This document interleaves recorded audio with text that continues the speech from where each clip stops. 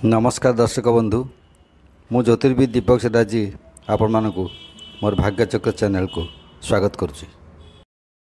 2024 मसीहा मेलाणी नेउछि आउ नूतन वर्ष 2025 आम द्वार देश कराघात देउछि। अहरह जन्म मृत्यु जीवा आसवा लगी रही समस्ते एवं उत्साह और उद्दीपना सह उद्ग्रीव भाव अपेक्षा कर नूतन वर्ष 2025 को स्वागत करने को।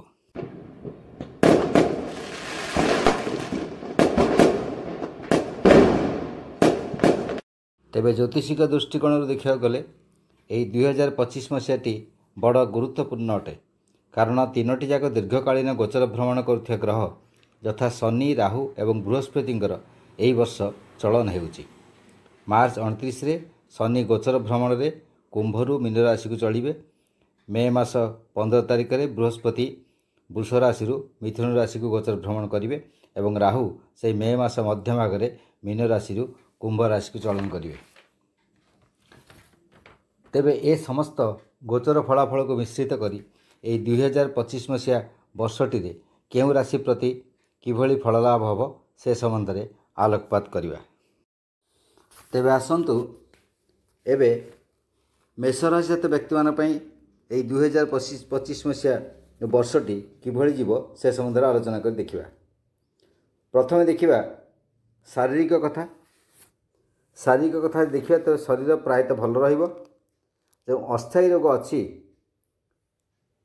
बा अस्थायी रोग भाव में थंडा जनित बा पित्ताधिक जनित रोग आदि किसी देखा दे पारे। मात्र जो स्थायी रोगी मान अच्छा विशेष किसी असुविधा नहीं। मात्र मार्च 29 पर शनि द्वादश जाति हेबे तांकर दृष्टि षष्ठ को रहिबो। तेणु स्थायी रोग क्षेत्र में तथा वायु बा स्नायुगत रोग किसी देखादेव। वयोज्येष्ठ व्यक्ति मानकर शिर और स्नायुगत रोग और अस्थि बा ग्रंथि रोग किसी देखा दे पारे। ग्रंथि जंत्रणा किसी देखा दे पारे। एसबू आपन को विब्रत करिवो। संतान मानकर प्रायतः शरीर सुस्थ रहिबो। एबे देखिबा आर्थिक कथा। अर्थर आगमन सबु दिगरे हेबो तथा फ्लुएंसी ऑफ लिक्विड कैश जहाँ कहती चलती रोजगार जो सेटा वृद्धि हेबो। मात्र मार्च 29 पर जदिओ चलती रोजगार बाधाप्राप्त हेबो, मात्र शनि द्वादस्थ हेले हैं निजे लाभाधिपति होई तांकर धनस्थान को दृष्टि रहिबो। तेणु स्थायी संपद तथा गाड़ी भूमि इत्यादि जोग देखा जाए। 29 तारिख पर शनि आमर कौटिक आसवे ना शनि जो 29 तारिख पर कौन हो मार्च रे शनि द्वादशस्थ हो। द्वादशस्थ हो गले कौन हो ना व्यय बहुत बढ़िबो। जो चलती अर्थ जो आसवे ताहा बंते कमी जाई पारे। मात्र जो आमर जो अच्छी स्थायी संपद जो गाड़ी भूमि इसो मध्य कि कर दे पारिबो। कंचा पैसा कमीगले मध्य स्थायी जमा और जो रेकरिंग डिपोजिट एगुड़िक ठीक ठीक चलिबो। मे 15 पर बृहस्पति तृतीयस्थ हेले मध्य जो मे 15 पर बृहस्पति चल जाए मिथुन को बृहस्पति तृतीयस्थ हो। तेणु लाभस्थान को दृष्टि रोथु राहु जो एकादश को आसीजे कौटिकी कुंभ को आसिले एकादशस्थ राहु हो। तेणु प्राइवेट जॉब बा कॉन्ट्रैक्ट आदि क्षेत्र में उपरी अर्थ बहुत लाभ हो। अनैतिक मार्ग में किसी रोजगार हो पारे। जुआ लटरी शेयर इत्यादि अचानक भाव किसी अर्थ मिल पारे। आ परदीप जाली जो कहते परदीप जालिक हाथ चिकण करवा से भाई कथा हो। तब देखिए पेशा व्यवसाय चाकरी अन्य पेशा किसी चालू वा न चालू कि मे 15 पर मीडिएटर धंदा जो मैंने करेंगे सी कि बहुत भल जर चलो। मेडिसिन ड्रग्स क्षेत्र में व्यवसायी और पेशादार माने क्षतिग्रस्त हेबे। किंतु गाड़ी मेसीन आदि जो भारी द्रव्य कारबार से सामान्य वृद्धि हेब। मात्र ठकामी पड़ पारती से सावधान रहिबे।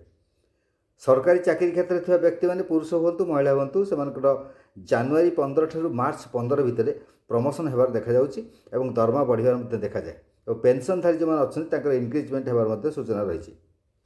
बेसरकारी चाकरी क्षेत्र में पुरुष हूँ महिला हूँ उभय कथा कहूँ बहु समस्या से पड़ पारती एवं शत्रुतार षड्यंत्र शिकार हो पारती।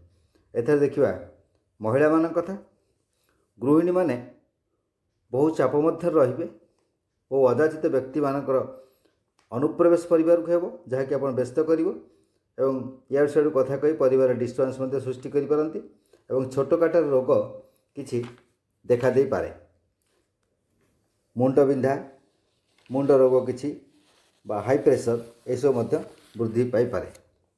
ମେ 15 ପରେ ପ୍ରତିବେଶୀ ଓ ବନ୍ଧୁଙ୍କ ସହ ଘନିଷ୍ଠତା ବୃଦ୍ଧି ହେବ। ଦେଖିବା ଛାତ୍ରଛାତ୍ରୀମାନଙ୍କ କଥା।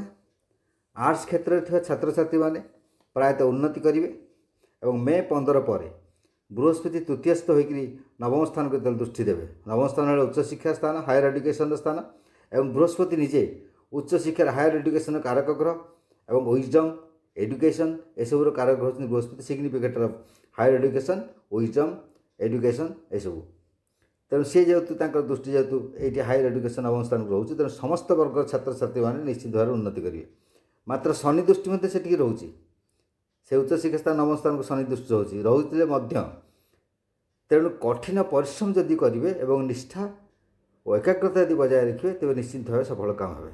ଖାଲି ସେମିତିରେ ବୃହସ୍ପତି ଦୃଷ୍ଟି ହେଇଥିଲେ ବୋଲି ସଫଳ କାମ ହେବେ ସେମିତି କିଛି ମାନେ ନିଜକୁ ମଧ୍ୟ ପରିଶ୍ରମ କରିବାକୁ ପଡ଼ିବ।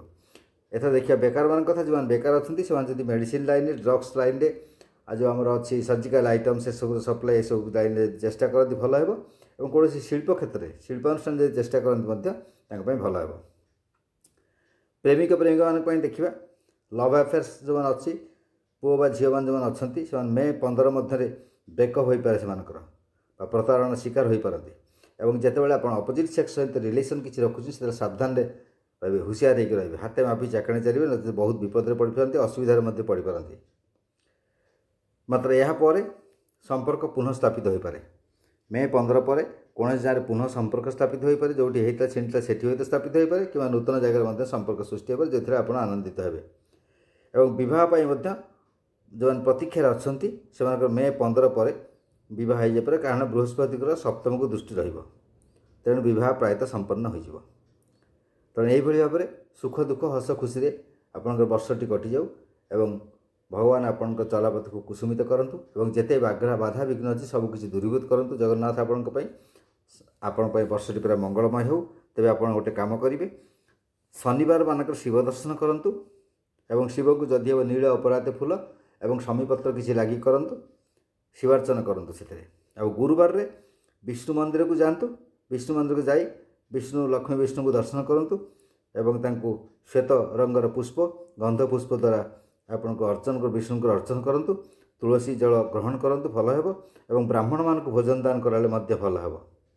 ଯଥାସମ୍ଭବ ଆପଣ ବ୍ଲୁ ଏବଂ ବ୍ଲାକ୍ କଲର୍ ଯେଉଁ ଅଛି ତାକୁ ଆଭଏଡ଼ କରନ୍ତୁ। ସେ କଲର୍ର ଗାଡ଼ି ଚଢ଼ିବା, ସେ କଲର୍ର ସାର୍ଟ ପ୍ୟାଣ୍ଟ ପିନ୍ଧିବା ବା ସେ କଲର୍ର କୌଣସି ସମ୍ପର୍କରେ ରୁମାଲ ଫୁମାଲ ଇତ୍ୟାଦି ବ୍ୟବହାର କରିବା, ତକିଆ ଖୋଳ, ବେଡ଼ସିଟ୍ ଏସବୁ ବ୍ୟବହାର କରିବା ମଧ୍ୟ ଭଲ ନୁହେଁ, ସେଥିକୁ ଆଭଏଡ଼ କରନ୍ତୁ। ଏବଂ ଯଦି ଶୁଭ କାର୍ଯ୍ୟ କିଛି କରିବାର ଥାଏ ତେବେ ଶୁକ୍ରବାର ଏବଂ ଶନିବାରକୁ ମଧ୍ୟ ଆଭଏଡ଼ କରନ୍ତୁ। ଅନ୍ୟ ବାରମାନଙ୍କରେ କରନ୍ତୁ, ଶୁକ୍ରବାର ଶନିକୁ ଆଭଏଡ଼ କରନ୍ତୁ, ତାହେଲେ ଆପଣ ନିଶ୍ଚିନ୍ତ ଭାବରେ ଉନ୍ନତି ହେବ। ନମସ୍କାର।